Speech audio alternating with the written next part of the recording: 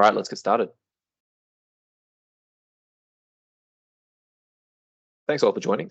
My name is Matthew Knight, and I'm a member of ARENA's Business Development and Transactions team, presenting to you from the currently rainy country of the Gadigal people of the Eora Nation in what we now call Sydney. I'd like to begin by acknowledging the traditional custodians of the lands on which we meet and pay our respects to their elders past and present. We extend our respect to the Aboriginal and Torres Strait Islander people joining us today.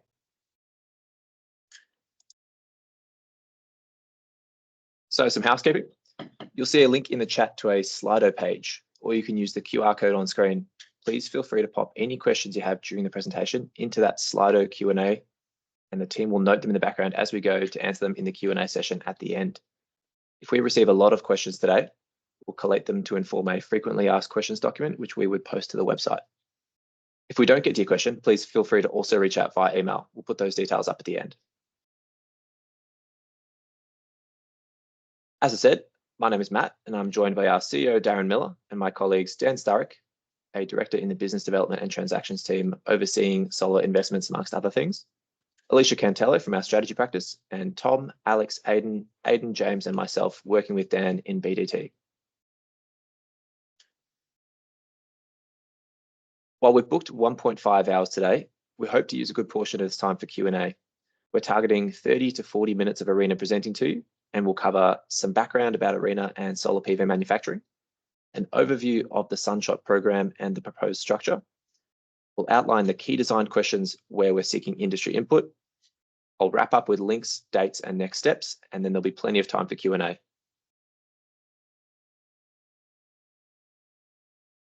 Before I jump into the agenda, one final piece of housekeeping is to encourage you to pull up the consultation paper and follow along as we talk through the webinar, and to consider providing feedback on the paper.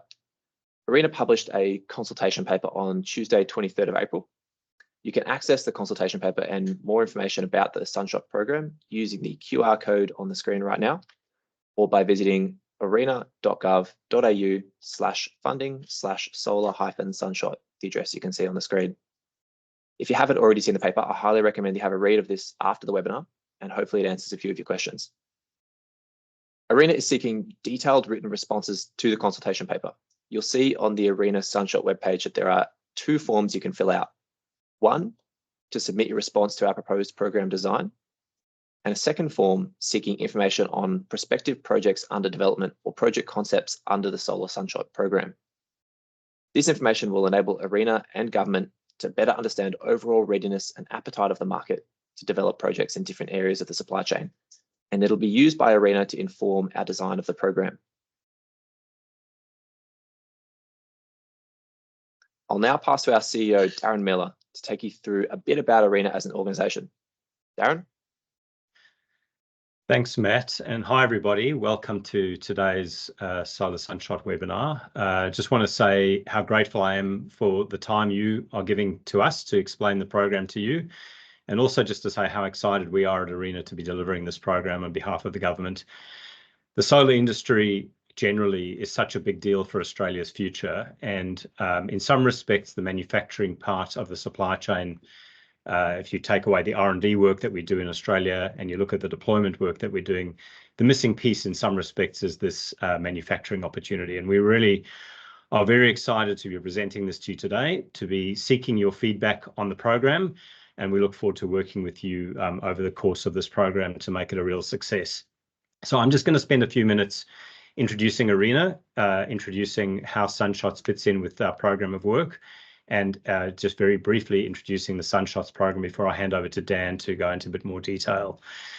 So given that many of you might be new to ARENA and the work we do, I thought I'd start by explaining that we are Australia's Renewable Energy Innovation Agency. We were established by the federal government back in 2012 with the mission to support improvements in the competitiveness of renewable energy technology and ultimately to increase the supply of renewable energy in Australia.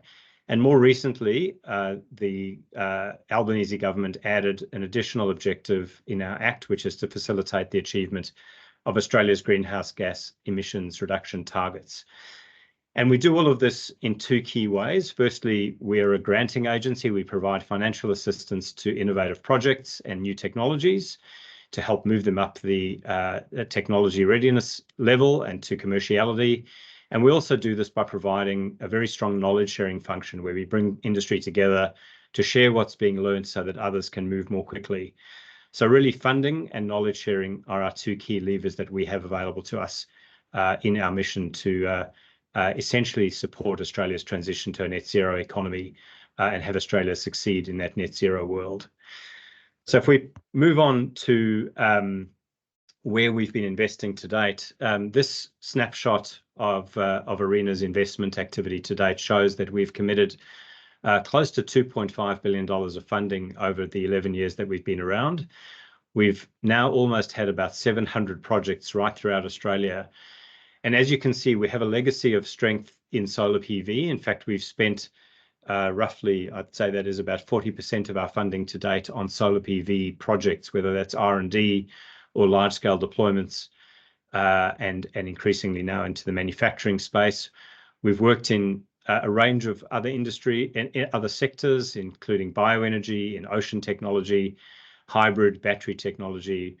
We're probably most well known for the work we did in 2016-17 in getting the large-scale solar industry to a commercial outcome in Australia through the reverse auction round that we did. We've repeated that success with large-scale batteries, with hydrogen. We're moving into the heavy industrial space. We've been working in all sorts of areas across EV charging and the like, and I'll explain our priority areas in the next slide. I think the one thing I just want to highlight, if we could just before we move on, Matt, into just going back to the ARENA at a glance, is that in our funding that we provide, ARENA always asks for co-investment from third-party investors. So you can see that our investment leverage to date has averaged $1 of ARENA funding to $3.46 of third-party funding.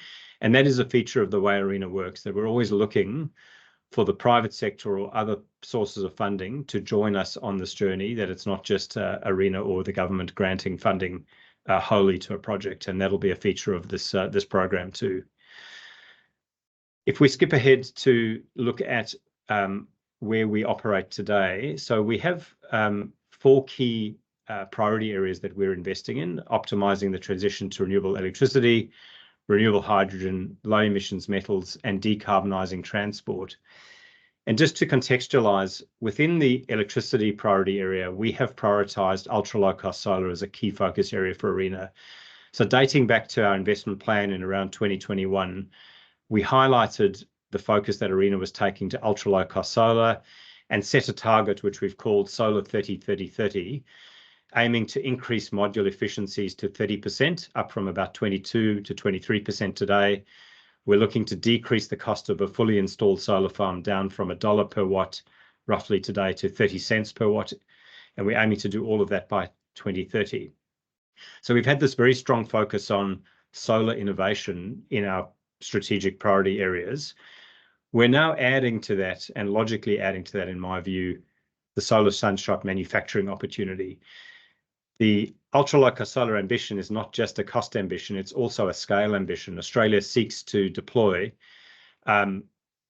almost a terawatt of solar by 2050. So we need a run rate that is almost 10 times greater than our 5 gigawatts of capacity we're installing today. We're looking to install 50 gigawatts or more of capacity every year in the 2030s and 2040s. And a very important piece of that puzzle is our ability to supply to these large-scale deployments low-cost, high-quality, high-efficiency solar modules and related components.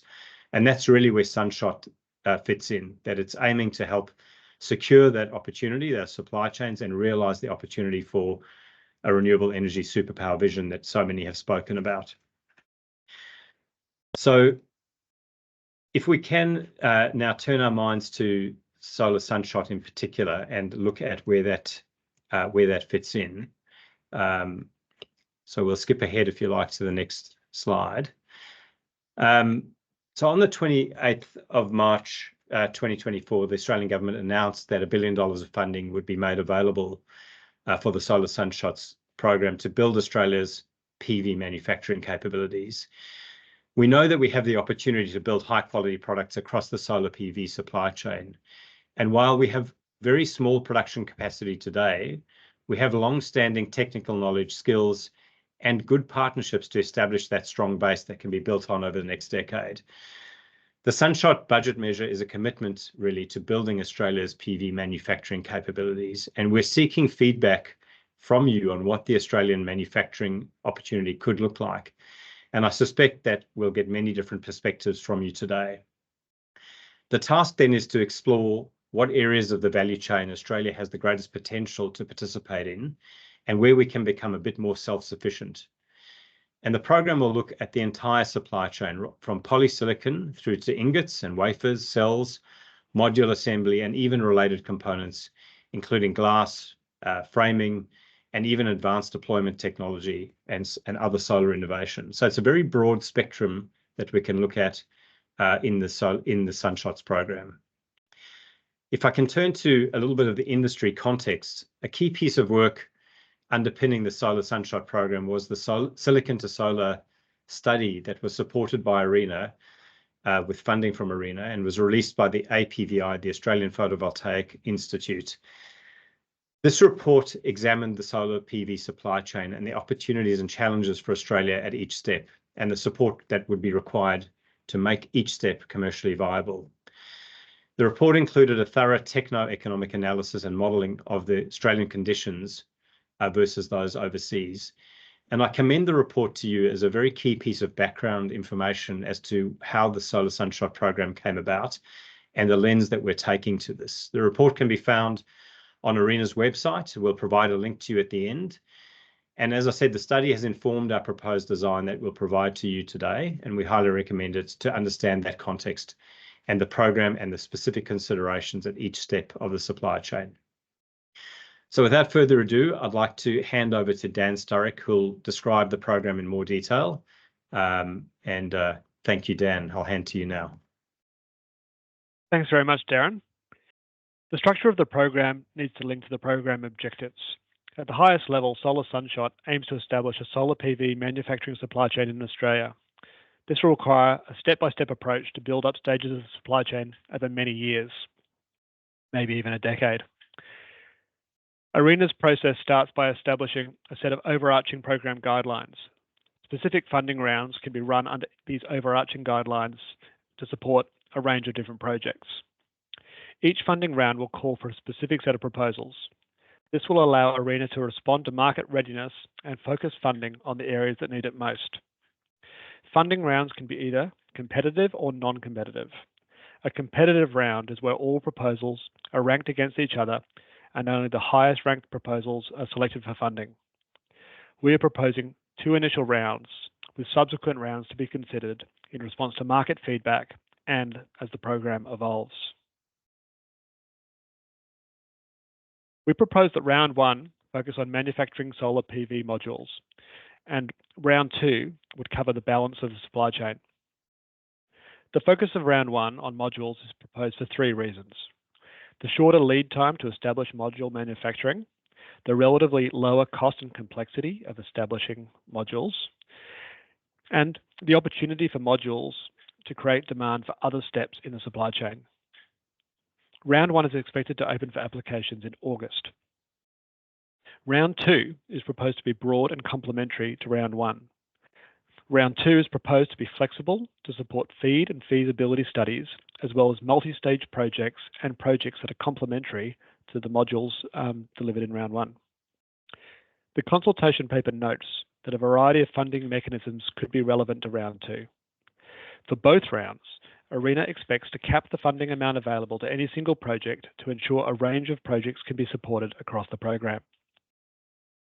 We welcome the market's response during this consultation period to understand what types of projects should be eligible for funding in round 2. Consultation is considering both rounds, so please provide feedback on the consultation paper with regard to both round 1 and round 2. This slide states the program's high-level objectives. Firstly, to commercialise Australian solar PV innovations domestically to grow and diversify our economy. This objective recognises that many of the key innovations in the global solar PV sector were developed in Australian university labs. Despite leading in R&D, Australia has not been able to commercialise local innovation in solar PV, and Sunshot provides the opportunity to change that. And the second objective, to enhance Australian solar manufacturing capacity to build sovereign capability over a critical supply chain in the long term. With solar PV likely to form the core of our generation mix in Australia out to 2050, it's critical that we ensure our solar PV supply chain is resilient in order to de-risk the transformation of the energy sector and Australia's renewable energy superpower vision. Now I'll take you through some key details of round one. In round one, we expect to provide funding to support module manufacturing facilities, which should support the round objectives. For round one, we have proposed 4 objectives, and we are seeking stakeholder feedback on each of these. 1. Support a resilient and integrated domestic solar PV industry and build Australia's solar PV module manufacturing capability. Objective 2. Support innovation and use of advanced automation. Objective 3. Reduce barriers to domestic solar PV module manufacturing. And 4. Enhance sustainable and competitive solar PV module manufacturing, having regard for long-term economic, social, and environmental sustainability. This slide highlights some key elements of the round one process. Applicants and submitted projects must satisfy several eligibility criteria. The focus here is to ensure participation from Australian entities and that benefits flow to the Australian market. Also, we define modules as using commercially proven technologies. Other ARENA funding programs have the capacity to support emerging technologies. On application process, we mentioned previously we are looking at a single-stage application process for round one. We are proposing a competitive process where applicants will bid for a production credit price and volume. We propose that successful projects be required to submit a bid bond. This bond would be forfeited to ARENA if the project does not proceed within a certain time frame. This slide sets out the proposed application process in more detail. For anyone not familiar with ARENA programs, we typically run a 2-stage application process with an expression of interest followed by a full application. For round one, as I said, we are proposing a single-stage process, but with a registration of interest prior to the full application.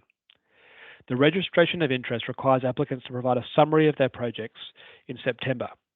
This is not assessed, but provides useful information to ARENA. Applicants will then submit a full application in early November. Round one is proposed to be competitive. This means that ARENA would have limited scope to collaborate with applicants, and applications will be assessed against the merit criteria and then ranked against each other. After assessment outcomes are finalised, ARENA will recommend one or more projects to the ARENA board for approval of funding. Once projects are approved by ARENA and the Minister for projects over $50 million, ARENA will commence funding agreement negotiations. Now, Tom will take you through the eligibility and merit criteria for round one and then discuss our thinking on round two. Tom. Thanks, Dan, and hello to everyone online today. So the ARENA assessment process is comprised of 2 types of criteria, eligibility and merit. Eligibility criteria are the mandatory requirements for a project to be considered, and if these are not met, the application will not proceed to the merit assessment. The merit assessment criteria consider the advantages and value of the project on a quantitative and qualitative basis. As a general rule, ARENA funding initiatives have 5 equally weighted merit criteria, which cover a project's contribution to the objectives, the applicant, the project design, finances, and the knowledge sharing value of the project. Now let's take a look at the merit criteria in more detail. As mentioned by Dan earlier, round one is proposed to focus on establishing domestic manufacturing of solar PV modules. Merit criterion A considers how well a given project contributes to the round one objectives. The first objective is to support a resilient and integrated domestic solar PV industry and build Australia's solar manufacturing capability. This objective considers the overall integrated solar manufacturing ecosystem and the extent to which a project will benefit the Australian economy through the development of a resilient domestic solar PV manufacturing capability, including by creating opportunities to integrate elements of the supply chain and leveraging innovation from research to rooftop. The second objective is to support innovation and automation in PV module manufacturing. This relates to module manufacturing specifically and considers the extent to which a project innovates on existing PV module manufacturing techniques, inputs, deployment technologies, and products, including through the use of innovative technologies. This will also include whether a project contributes to the commercialization of Australian innovation and intellectual property. Thirdly, we want projects to reduce barriers to domestic solar PV module manufacturing. This objective is about the reduction or removal of barriers to module manufacturing. When we talk about barriers, we are talking about one-offs or challenges or incremental improvements that once overcome, make the path to commerciality easier for the next project. These could be commercial barriers, regulatory, technical, social, permitting, and more. And finally, our fourth proposed objective is to enhance sustainable and competitive PV module manufacturing, having regard for long-term economic, social, and environmental sustainability. This objective is about how we ensure module manufacturing is viable for the long term, considering the economics, social aspects, and environment. Projects will be assessed on how well they improve the economics of module manufacturing, support community engagement and benefit to build social license, and the extent to which the project contributes to net zero transition plans in the region in which it is located, and to improve and minimize life cycle environmental impact of social manufacturing. So these are the proposed objectives for round one, and we encourage stakeholder feedback on them through the consultation feedback form. Merit criteria B through E focus on different aspects of the applicant and the application. Merit criterion B considers the capability and capacity of the applicant and any project partners to deliver the project.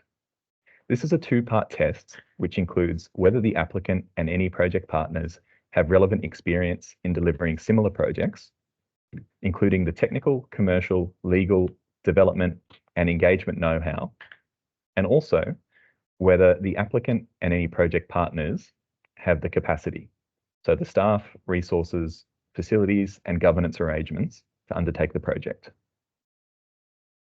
Merit criterion C assesses how well designed and planned the project is.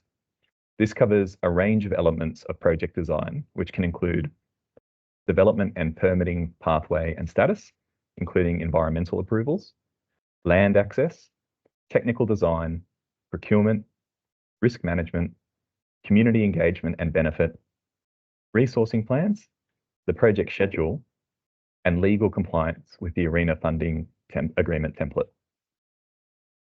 Merit criterion D is where we assess the financial viability, co-funding commitment, and size of funding required for a project. This considers, is the project commercially viable without ARENA funding? Is the amount of ARENA funding requested appropriate and represent value for money? How well evidenced are budget and financial model assumptions, including assumed revenues? And who is funding the project? What is their capacity and commitment? And what returns are they making? And merit criterion E assesses the value of knowledge generated by the project in contributing to the objectives. It considers how well this knowledge is targeted to specific audiences, how the knowledge will be collected and shared, and the value of the knowledge sharing. So I'll now talk a bit about the documents that applicants are proposed to submit under round one to demonstrate merit against these objectives, against these criteria. So as Dan mentioned, we're proposing a single stage process for round one. This will involve applicants registering interest before they submit their full applications. The purpose of the registration of interest is to provide ARENA visibility on the applications that are coming down the pipeline and help plan resources accordingly. This will not be merit assessed. However, we expect that the submission of an ROI will be mandatory prior to submitting the full application. Only high-level details about the project will be required to be shared in a template provided by ARENA, which will include a description of the project and its current development status, finances and the estimated support required, details of any project partners, community engagement, and whether the applicant has broader solar manufacturing ambitions. On the right-hand side, we have the minimum mandatory information that we are proposing for the full application. Given this will be a one-stage application, the expectation is that these documents will be well advanced. The project plan is the primary document that should contain all project information not covered by one of the other attachments. Much of merit criteria B and C assessment is based on this document. Complementing this, the risk management plan, community engagement and benefit plan, and recruitment plan will include remaining information to be assessed under criteria B and C. The financial model and budget are the key documents for the assessment of merit criterion D. We'll be looking for a dynamic financial model that can be sensitized and includes evidence of assumptions, cost of production, module pricing, production credit value, and the financial returns to the applicant, project partners, and investors. We are proposing to prepare a knowledge sharing plan template that applicants will use as the base document for their knowledge sharing information.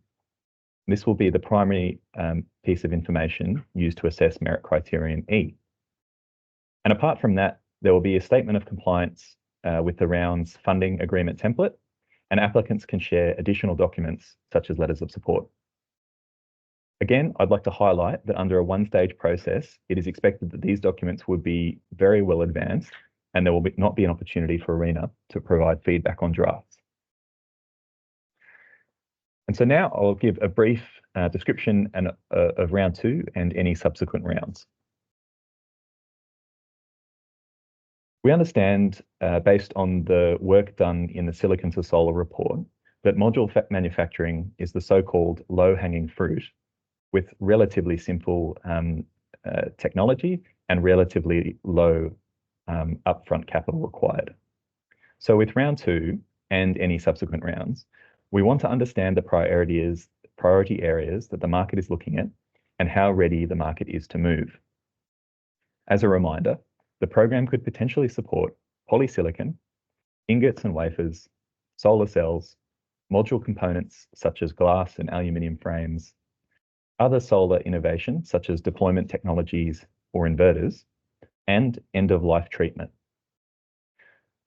We're seeking stakeholder feedback to inform the design of subsequent rounds, including the timing of projects that you're developing, and also the timing of feasibility studies and front-end engineering design work, which will help inform if we should have multiple additional rounds and when they should launch. We're seeking information on which aspects of the supply chain have domestic interest, the forms of support needed, which may include production credits and capital grants, and the volume of interest, which will help ARENA determine if an open collaborative approach or competitive ranked approach would be more suitable. We also note that if you have a project that seeks to trial or develop an early stage technology in Australia, rather than manufacture it at scale, or your technology would require demonstration before proceeding to manufacturing, our existing Advancing Renewables program is open to programs that align with our investment priorities. So in addition to responding to the consultation paper feedback form, we encourage you to fill out the project details feedback form for any projects that you're developing, both modules and the rest of the supply chain. So that's it for an overview of the proposed program structure. Alicia is now going to take you through some of the key design questions we're thinking about and want your feedback on. Thanks, Tom, and hi, everyone. So we have a very long list of questions in our consultation paper that we're really keen to get your views on, and we won't have time to go through all of them today, but we thought we'd do a quick run through of some of the key questions so you can take those away and start thinking through. So as both Dan and Tom mentioned, one of the main objectives of the program is building a resilient and integrated supply chain. And given we have a set amount of funding that we have to allocate through the program, and we know that the scope of the supply chain and the inputs at each stage are quite broad, we want to make sure that we're focusing our efforts on the right things. So we really want to think about where Australia could have an advantage and also where funding recipients could actually be self-sustaining in the long term. And we also want to make sure that we're progressing things in the right order by making sure that we consider, first of all, any dependencies between different stages of the supply chain, and also any opportunities for vertical integration. So we'd really like your views on questions, including which parts of the supply chain we should prioritise and why, which parts should actually be progressed in parallel to each other where there are those dependencies, and also how the design and the timing of the program can support any vertically integrated projects. And related to the questions on the last slide, another focus of the program is making sure that we can accelerate potential projects where they are ready to go and making sure that we're phasing the projects based on their readiness. So our timeline to opening the first round is based on basically ARENA having enough time to design the guidelines and take them through legal advice and government approval, which we're currently setting up to go as quickly on as we can. But another important consideration in the timing of the rounds will be the readiness of potential projects at each stage. So we're seeking feedback on how well the proposed program dates that Dan took us through align with the potential project timelines. And more specifically, the questions we want to test are how ready is the market to go at each stage of the supply chain and which parts are more advanced than others? If you're a potential applicant, we'd like to understand how advanced your specific project actually is and what the pathway to financial close looks like in terms of timing. And finally, whether there are any major steps between now and full-scale commercial project development. So, for example, where feasibility or FEED work might actually be needed as a first stage. And as Dan and Tom also mentioned, another objective of the program is making sure that we set up manufacturing that is not only competitive, but also sustainable in the long term. So we want to make sure that we're balancing the economics of the individual projects with any potential social and environmental benefits. So I would really like to hear feedback. I mean, we've proposed our hypothesis in the consultation paper, but we're keen for views on how we should be thinking about topics including community engagement, end-of-life panel management. I know that's come up quite a bit, and also any other environmental considerations. So, for example, whether facilities should actually be required to use a certain minimum level of renewable energy input. And we'd also like feedback from a location perspective on whether the program should focus on any particular regions, for example, those impacted by the energy transition. And then finally, while it is somewhat out of ARENA's control, we're also interested to understand whether any other policies or support from government can complement the program, for example, in supporting end-of-life management and recycling. So a bit more detail on the proposed funding mechanism. I know Dan gave a bit of an overview, and for round one, which is the module manufacturing, we're proposing that the program uses a production credit as the primary funding mechanism, similar to the approach that we used in our Hydrogen Head Start program. And that essentially means that funding is paid to recipients based on dollars per watt of modules actually produced, and applicants will bid for the credit support amount as part of their application. And there's plenty of detail on this in the consultation paper on how this will actually work in practice. But some of the key questions we'd really like feedback on include, first of all, how suitable are production credits at each stage of the supply chain, thinking about modules and also the other stages. And while the majority of the funding is expected to be the production credit, we'd also like to understand where there might be a need for CapEx support, for example, for feasibility and FEED work, and at which stages of the supply chain that's most relevant. We'd also like views on the expected range in value of the credit that might be requested per watt for the modules, and also the total support that might be required for modules based on minimum scale requirements and the dollar per watt expectation. And we recognise that not everyone will have that information, but we're keen for early views where it is available. And finally, we'd also like to understand what other forms of financial support applicants are exploring, especially in other parts of government, for example, at the state level, because we want to make sure that our program doesn't overlap with existing support measures. So it's just helpful for us to understand the full landscape of funding. And we also recognise that delivery of this program will need to draw on expertise and investment from other regions, and that's in quite a few different aspects, including manufacturing methods and IP, but also thinking about access to equipment and also input materials. So we want to understand how applicants might work with international partners, or if you are a potential international partner, I see some of you might be on the call. We're keen to understand in what capacity that might be. So whether it's as investors, suppliers, off-takers, and also what form that could take. So for example, joint ventures or consortia. And related to this, we'd also like to understand what dependencies there might be with other markets, such as policy settings or access to export markets, that is really critical to the success of your project. So that's the whistle-stop tour of some of the main questions in our consultation paper. We'd really encourage you to complete the feedback form in any of these areas where you do have strong views, and also to share any other design considerations that we might have missed, or if you have insight from other programs that have been rolled out globally, we're keen to understand what best practice looks like and what we should incorporate into our program design. And we recognise that not all of the feedback will necessarily be in ARENA's control to implement through this program, but if there are any other, say, policy considerations that come through in your feedback, we can relay that onto DQ and also other parts of government for consideration. So I'll hand back to Matt to cover next steps before we get into Q&A. Thanks, Alicia. We'll move to answer any questions that have come through shortly, but now for a quick wrap up. So it's been our pleasure to talk to you about Sunshot today. ARENA has been asked to manage the development of each stage of the solar PV manufacturing supply chain through the distribution of $1 billion in grant funding. We've presented some background on the funding program, as well as our proposed design to best allocate the grant funding and some major considerations we're thinking about. As I said earlier, the key outcome of today is not just to inform you about the program and our thinking, but to get your feedback. So please scan the QR code that's on the screen, have a read of the consultation paper, and submit your detailed written feedback via the forms on the website. It will be the best outcome for everyone if we get a range of diverse views that we can incorporate into our funding program design. In terms of next steps, ARENA is busily taking on board feedback and working to design the program, as Alicia said. We'll be taking submissions until the end of May, as you can see on the screen there.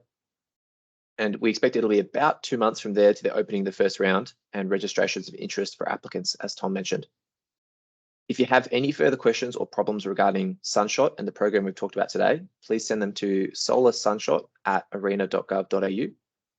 Or if Solar Sunshot isn't looking like the funding round for your project, but you're still interested in whether other funding is available from ARENA for any given project, please contact the email address at the bottom right on your screen, proposals@arena.gov.au, or feel free to reach out to any of the team. That covers all the content we wanted to discuss with you today. These recordings will be made available on the Sunshot ARENA website as soon as possible, as well as the transcript. We have some time to answer any questions that you may have as well. Please use the Slido Q&A function at the QR code on screen to put your questions forward, and we'll do our best to answer these today. If we get a lot of questions today, we'll make common questions available via an FAQ document on the Sunshot website. Tom and Dan will be answering questions today. Over to you guys. Thank you, Matt. And thanks everyone for listening in today. So the way the Q&A is going to work is Dan and I will answer a bunch of questions between us. So bear with us while we play tag with our microphone.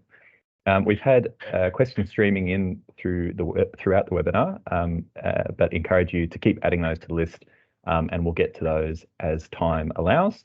Once we sort of get to a low trickle of questions coming in, we'll probably call it there and wind up the webinar. So I appreciate that Dan and I will be answering most of these questions off the cuff.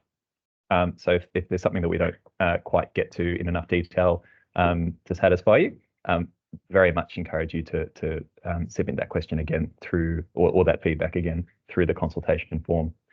So in no particular order, we'll kick off with some of the questions that have come in. The first one is how much funding will be allocated to round one, which is the module manufacturing. So from our view on this one, there's, I guess, lots of water to go under the bridge in terms of how much funding gets allocated for modules versus other stages of the supply chain. We want to hear feedback from the market and from project developers on the number of facilities that Australia could potentially support, as well as their annual production capacity. We want to hear about different interests across the other stages of the supply chain to try and balance that need for funding. And also if the market has any views on the amount of support per applicant. So the total amount will obviously be dependent on the value of the credit that's proposed, the volume of production and the number of years. And that's really going to be something that the market tells us through this consultation and program design. So the next two questions I will merge into one. The first is, will foreign companies be able to apply? And also, will there be a preference for any particular types of applicants? So on the first one, it's proposed that foreign-owned companies will be able to apply, provided that they meet the eligibility criteria.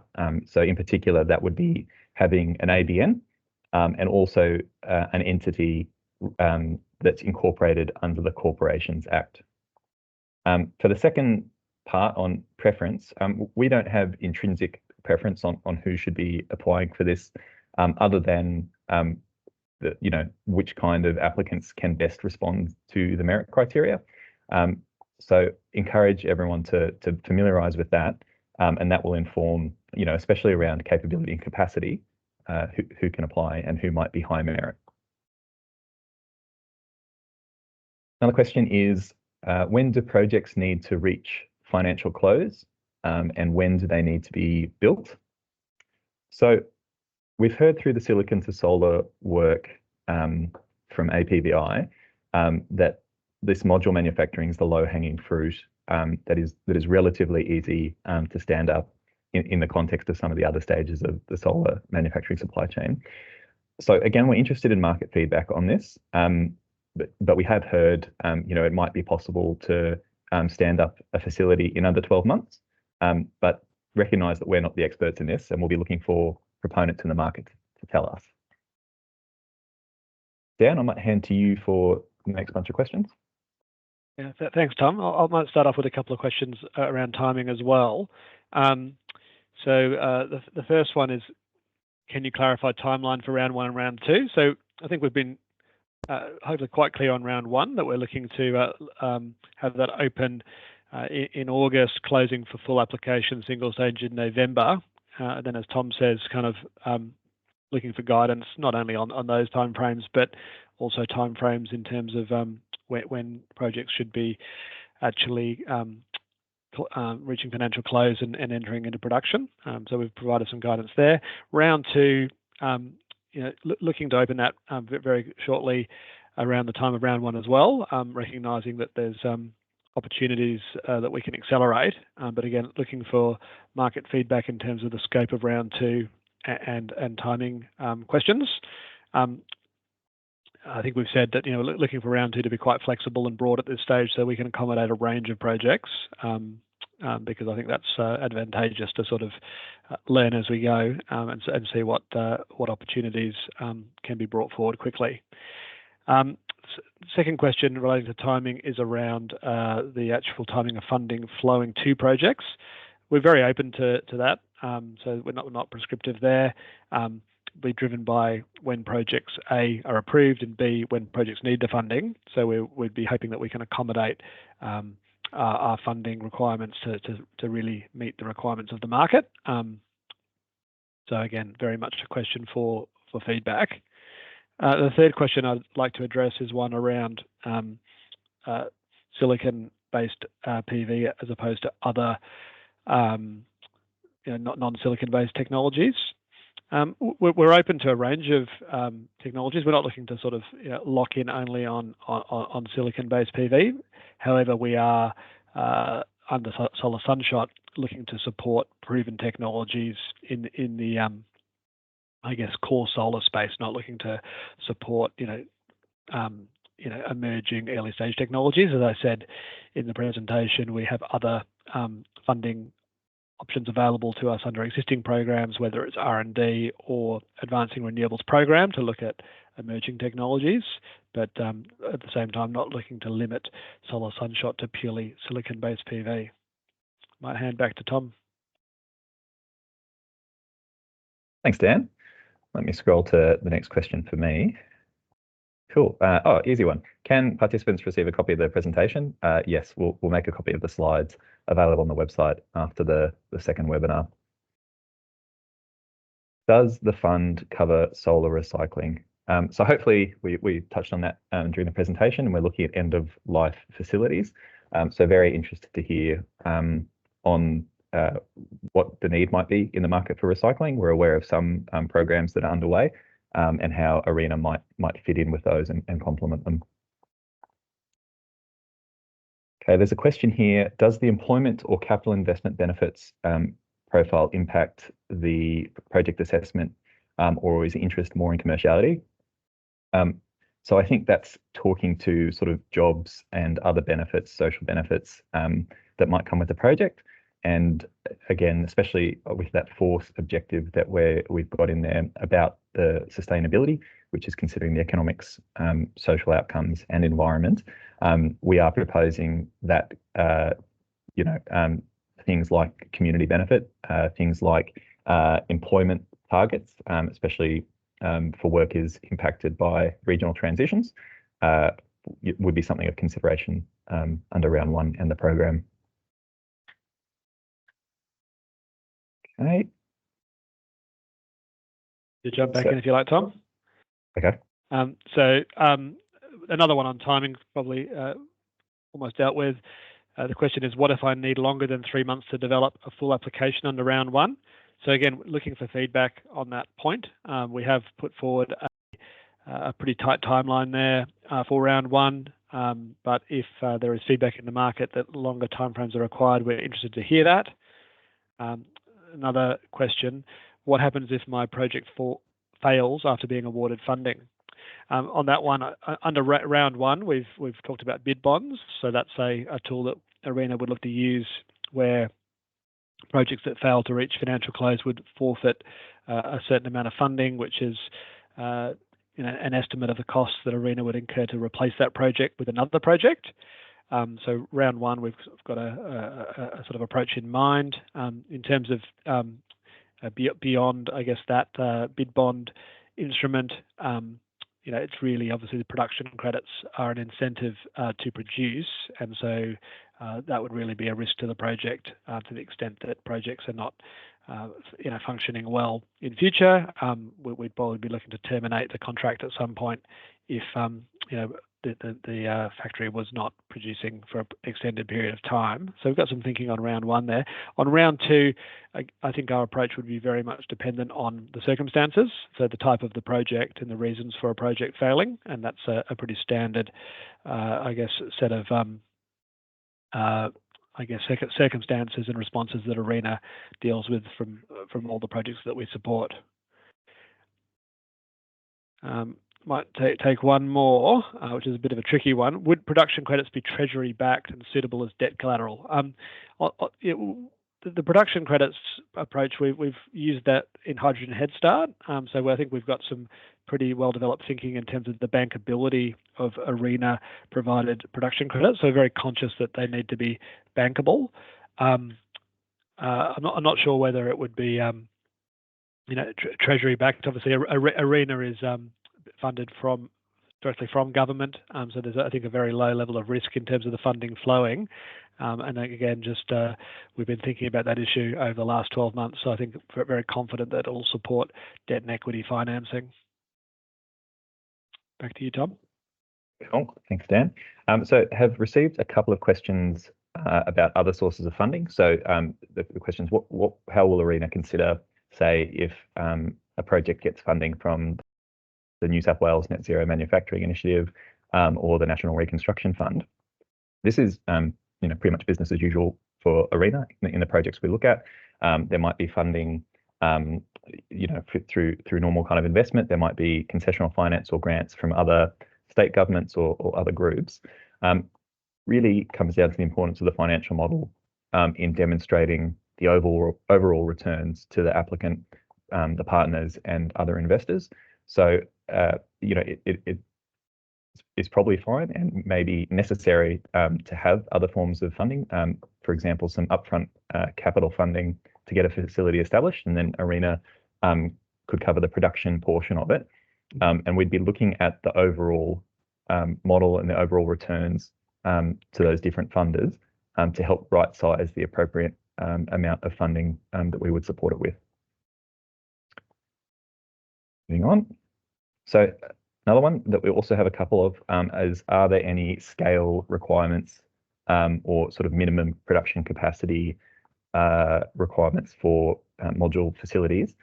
We haven't proposed anything yet, and also thinking about whether that would be an eligibility criteria that's mandatory or a merit criteria that could be more qualitatively assessed. Really interested in the market's views on this. I suppose that we've heard from the market through our existing solar work that 500 megawatts per year plus is kind of the floor, but by no means a firm view, and really interested to see what the market thinks is appropriate, especially in the Australian context and our domestic use. So a couple of questions on applicants. So one is about, could a research institute apply for funding? And also, could a startup apply for funding? So there's nothing preventing those different types of organisations from applying. What you'd be wanting to consider are, what are the relative strengths and weaknesses of your organisation, both in the kind of skills to do the technical development, the development and permitting work, but also in terms of financial capacity and your existing balance sheet and access to funds to be able to do the project. And where there are gaps, that's where you might want to consider project partners or joint ventures to build in those kind of capacity and capability gaps, so that the overall consortium is a strong contender. Another question is, to what extent is quality a criteria in funding? So I'm going to read that as quality of the modules themselves. And I think our working assumption is that the models should be certified to relevant international standards that all modules in Australia are certified to, including being able to be registered under for STC or LGC schemes. And beyond that, we're not sort of aware or haven't yet heard that there's other quality considerations beyond official certification. And if people have views on that, very much encourage those to be sent through. And might just do one more, if I've got one more. I don't. Dan, I'll hand to you. Okay, I'll do another three, I think. So a good question here, and a tricky one, is, are there any minimum local content requirements for projects to be considered suitable for funding? So I think this is a question that we're very open to feedback on. We're not proposing anything kind of out of the gate in terms of local content requirements. We're sort of, I think, cast the merit criteria around what are the local benefits. So we're looking to fund projects that provide an ongoing benefit to the sector, which may, I guess, tie into some sort of sense of local content and developing local IP that can, ultimately provide an ongoing benefit to the Australian sector, but not looking to be, prescriptive in terms of quantifying local content at this point. Another question: can you change location after application or award of funding to deal with things outside your control? Yeah, we. I think in round one we would probably find that quite concerning. I think in round one we're definitely looking for people to have advanced securing sites and ideally have permitted sites, so that changing location would be unlikely in round one. But again, keen to get feedback. In other projects, I think we're much more open. Because the projects will, there'll be different circumstances, but just sticking to round one and module manufacturing, I think we'd be hoping that people have locked in on a location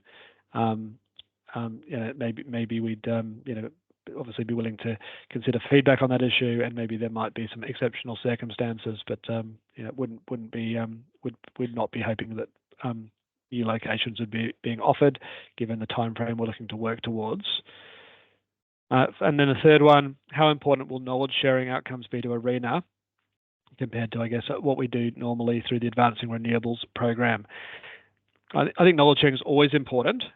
However, in other competitive funding rounds, we often make knowledge sharing quite a as a sort of standard expectation. And I think in the module round one scenario, we'll be looking to put forward a pretty clear picture of what knowledge sharing ARENA is interested in, and make it something which applicants can either accept or comment on. That's certainly what we've done in other competitive funding rounds, rather than making it something that applicants need to think or invent an approach. Back to you, Tom. Cool. Thanks, Dan. Just mute you there. Okay, so a few more questions from me. There's a question about, will desktop feasibility studies be funded, or is it only manufacturing activities? So overall, we expect the majority form of payment under the program to be production linked credits. However, we are proposing that some funds could be spent on capital grants, and some of those could be for feasibility studies and FEED work. So that's more likely to be aligned with the other stages of the supply chain, so polysilicon, ingots and wafers, cells, and we're interested in that feedback about where those projects are currently up to in terms of development, and when that funding would need to be available to fit in with development of the project. Okay.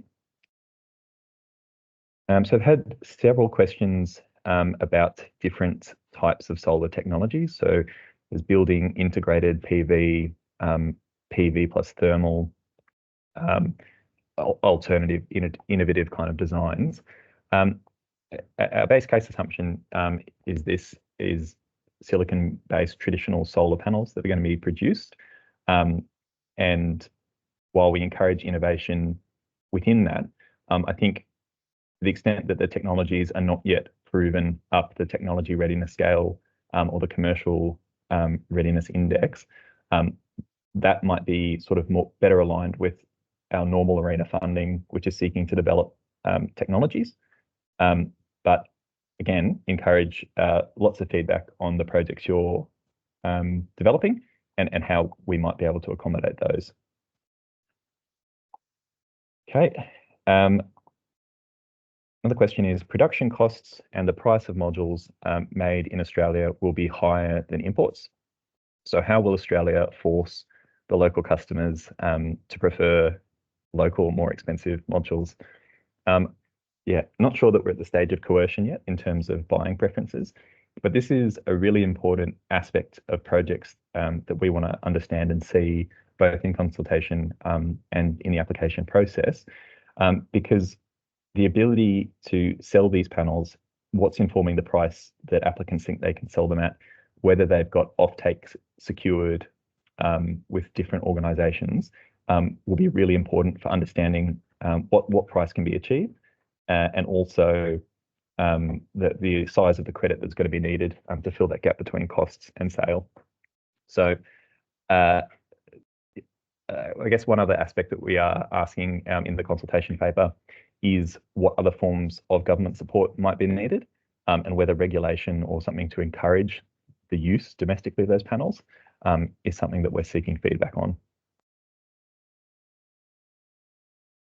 And happy to go. Yeah, you, Tom. Back to you. Give you a chance to think.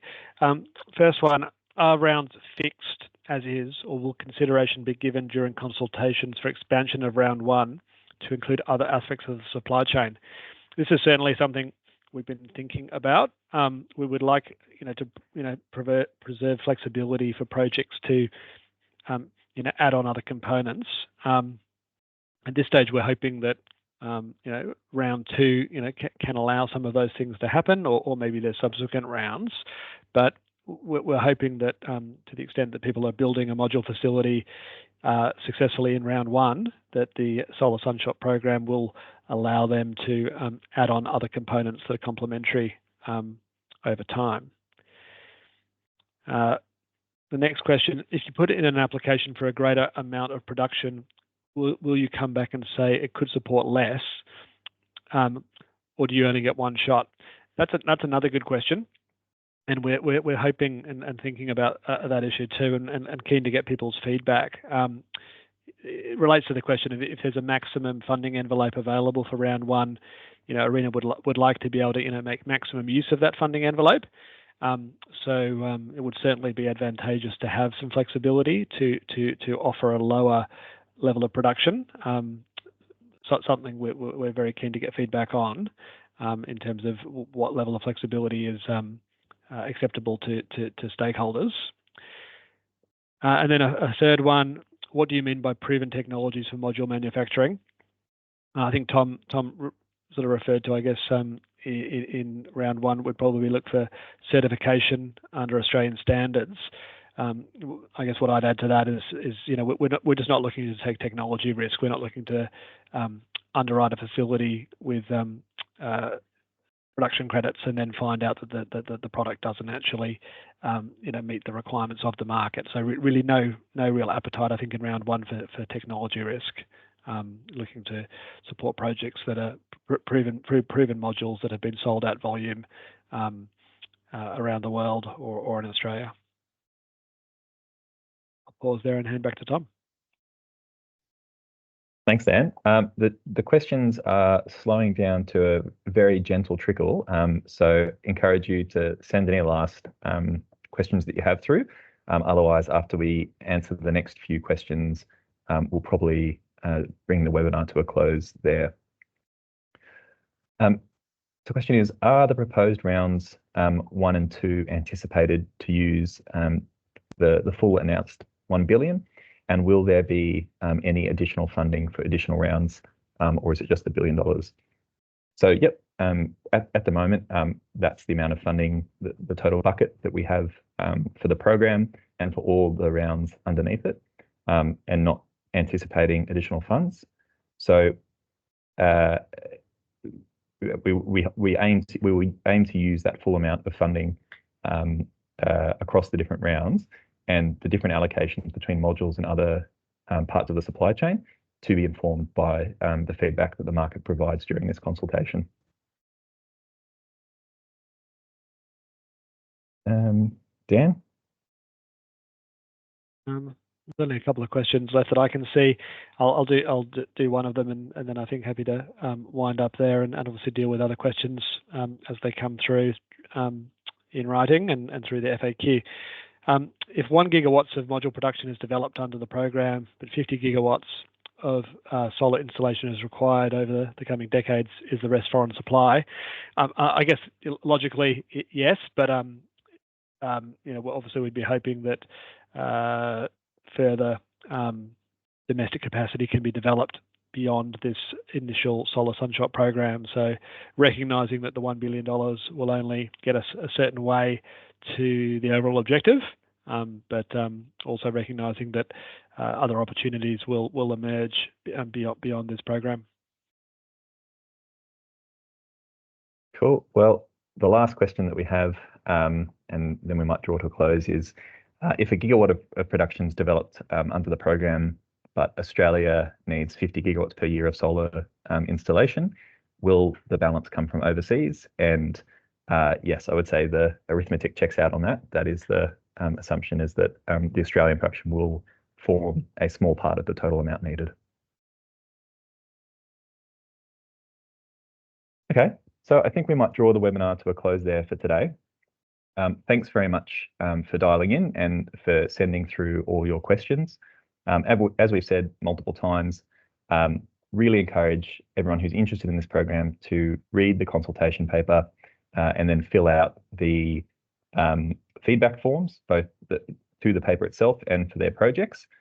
And then we have a second webinar next week, which will go through the same slides and the same presentation, but the Q&A portion of that session will focus more on round 2 and the other stages of the supply chain.